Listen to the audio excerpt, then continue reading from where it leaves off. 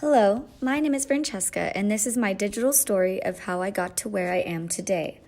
Before I go any further, let's time travel back to the year 2014 where it all began.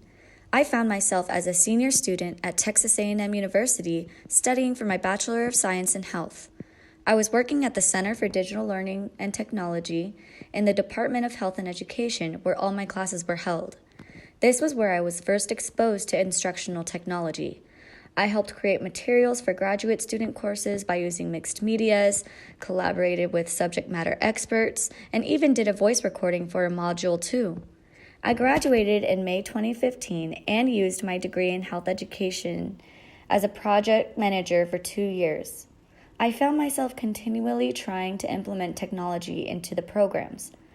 I knew my heart was somewhere else, and I decided to go back to school to pursue a Master of Arts of Education in the instructional technology. I want to learn more about this field because I believe the future of education is heading this way. Mostly, I want to be able to expand educational opportunities. I enjoy utilizing technology to create tangible and engaging forms of education that can be disseminated to students to enable access so learning can happen from a distance. Some main themes discussed in this course were the evolution of education and its importance in society, the significance of interdisciplinary learning and teaching, social justice, learning theories and how they can be practiced in teaching and learning, and meeting the needs of diverse learner populations. As an educator, it is important to have a foundational knowledge about the history of education. The evolution of education has changed so much over time, from the humble beginnings of traditional teachings to teaching through technology. In the past, students would be lined up in front of a teacher for lecturing. Today, these rigid sit-and-get strategies hardly exist. In current times, students are able to experience learning from outside of the classroom or even across the world. New ideas of teaching and methods of doing so can further explore ways to reach all types of learners. For example, research has shown that artificial reality and virtual reality mixed together, when used in the classroom, students are able to retain information better. Also, events like Brown versus Board of Education and the No Child Left Behind Act have also impacted and shaped education today. The next theme, interdisciplinarity, is an important concept in education because it allows a student to connect and align similar ideas in different subjects. Like Moran and Nisani believed, interdisciplinarity also promotes growth of knowledge and creates a deeper understanding for a more whole education. Incorporating interdisciplinarity in education will help me to develop material with the goals discussed in mind. Social justice and the advancement of privileges for minorities in education have come a long way. As I mentioned earlier, different historical events have helped to shape the progress of social justice and equality in education. When developing material for higher education or for training adults to increase job performance, it's important to create equal education opportunities as well as access that will help to better them. Finally, diverse learners and how to meet their needs is another major theme in ILT. Since there is not only one type of learner, it is important to teach in such a way that can reach all audiences.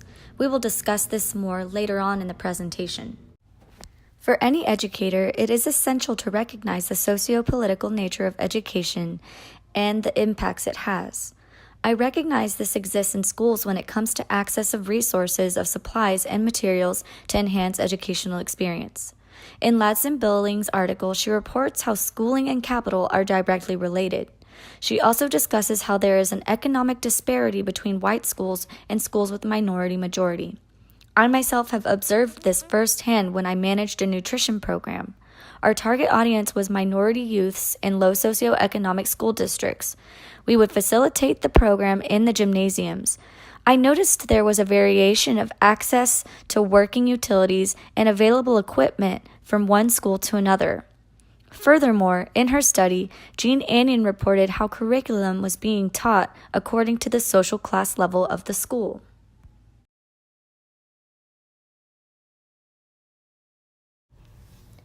B.F. Skinner's behaviorism theory focuses on conditional learning and how knowledge is gained through one's environment in response to positive or negative reinforcements.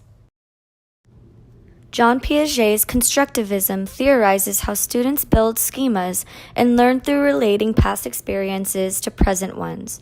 When something new happens, their knowledge expands. Lev Vygotsky's social constructivism was built on the belief that learning happens through social interaction, with language as a main vehicle to obtain knowledge. The student learns as much as he or she can before they are helped, also known as the zone of proximal development. Seymour Papert's theory of constructionism says that learners learn by doing. Papert discusses how learning happens when students think with objects and can make new personal connections to other ideas. As we previously discussed, there are a few different theories that can be applied or put into practice when teaching. One example is how Piaget's theory is applied to math because it is taught to the learner in sequences so they can build on their knowledge, adding, subtracting, multiplication, division, and then applying those skills to higher levels of math. This theory also transcends into games for learning. In order to move up levels in a game, a player must repeat or practice skills until they master it. Only then are they allowed to move on and master a different skill that incorporates the one that was previously learned. Vygotsky's theory can be applied to peer reviewing work or working on activities as a group. Thus, social learning can happen. Papert's theory is applied when students are working with objects to discover new things. An example of this would be an app called Sphero that teaches students how to learn robotics. The student has to write their own code on an app that instructs the robot how to move. Constructivism can be applied to a diverse classroom by incorporating activities that allow students to learn from each other. Students of different backgrounds communicating with each other will promote the opportunity to learn from a different point of view and allow their perspective to expand. They can build off what they previously knew and connect ideas. Social constructivism can be utilized in the classroom through show and tell or presentations. For example, a student can be given the opportunity to lead and be the expert by presenting on a specific topic chosen or given to the student. The behaviorism theory can be useful when teaching a diverse audience as well. The environment can be made to promote acceptance of the diverse student population by incorporating diversity examples in the classroom, like pictures, books, and toys that may reflect diversity. These stimuli impact students in the environment to in turn behave positively to one another. As I reflect on how this course's objectives and themes relate to and have been incorporated into my professional career, I think back to my work as a project manager. When I went to facilitate a nutrition program, I went to a low socioeconomic schools in the Bexar County area and saw what social injustice looked like. These schools existed in communities that were made up of primarily the minorities of Hispanic and African American populations. Some of these kids lived in areas described as food deserts, where main sources of food may be purchased at a gas station. When I went to teach kids how to be healthy to improve food literacy, they were expecting to learn about food. Little did they know they would learn about science too. For example, dairy helps to build strong bones and teeth. Additionally, vegetables and fruits give our bodies essential vitamins and fiber for healthy skin and a healthy immune system. Our learner population was diverse and sometimes different at each school.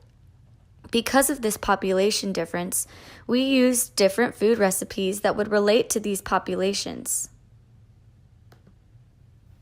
We also used theories as a basis for the instruction and heavily utilized social learning and behaviorism. My plan of action to incorporate the themes of ILT into my own professional career is to use methods that will enable learners to have equal access to technology. Using open source software is one way to do this and also provide resource links. I will, of course, apply ILT theories to serve as a foundation when developing educational materials.